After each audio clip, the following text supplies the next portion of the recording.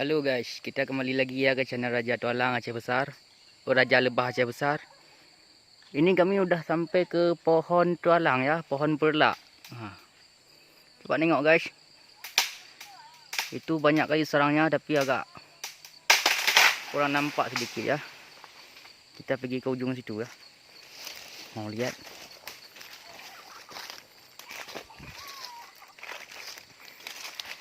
Nah guys, ini nah, cabang ini ada 10 buah serang.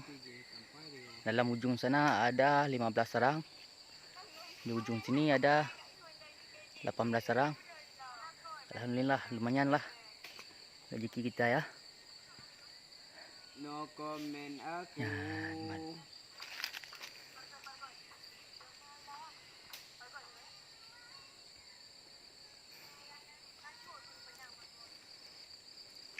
Raja Tualang Aceh Besar. Lar. Baca klik-klik tengok.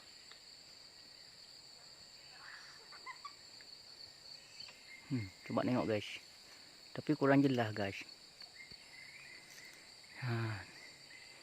Yang ini udah jelas sedikit.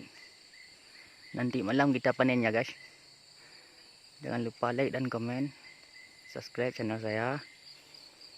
Raja Tualang Aceh Besar. Itu kawannya.